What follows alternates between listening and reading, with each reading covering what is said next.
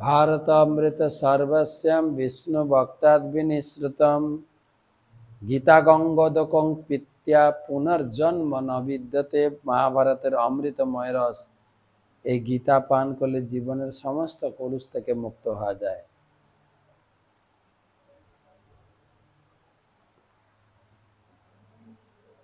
দ্বাবিংশতি শ্লোক ষোড়শ অধ্যায়।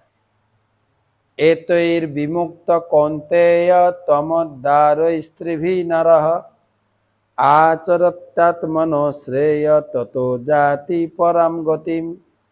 এতৈ বিমুক্ত কৌন্তেয় তমোদ্দার স্ত্রীভিঃ নরঃ আচরত্যাত্মনো শ্রেয় ততো জাতি পরাম। হে কৌন্তেয়, এই তিন প্রকার তমোদার থেকে মুক্ত হয়ে যে মানুষ আত্মার শ্রেয় আচরণ করেন তিনি অনন্তর পরাগতি লাভ করে থাকেন।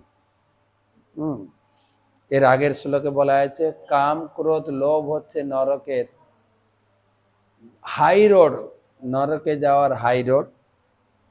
আর সেই জন্য এই শ্লোকে 22 নম্বর শ্লোকে বলা হলো সবসময় ধীরে ধীরে আমাদের চেষ্টা করতে হবে এই তিনটা শত্রু কাম ক্রোধ লোভ এর থেকে বেরিয়ে আসতে হবে।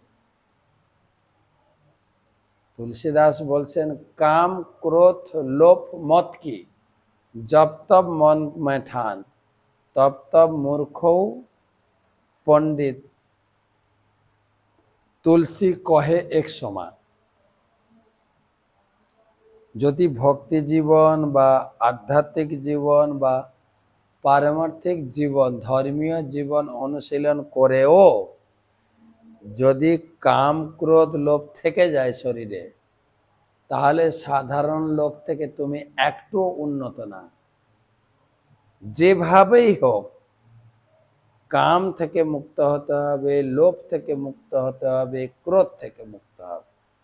যদিও আমাদের এই বৈষ্ণব ধর্মে প্রবৃত্তি মার্গ নিবৃত্তি মার্গ রয়েছে, কেউ ভোগের মাধ্যমে ভজন করতে পারে, কেউ ত্যাগের মাধ্যমে, কিন্তু কাম ক্রোধ মোহকে একদম জিরো না করলে আধ্যাত্মিক জীবনে উন্নতি লাভ করা যায় না এবং ভগবানকে লাভ করা তো দুষ্কর।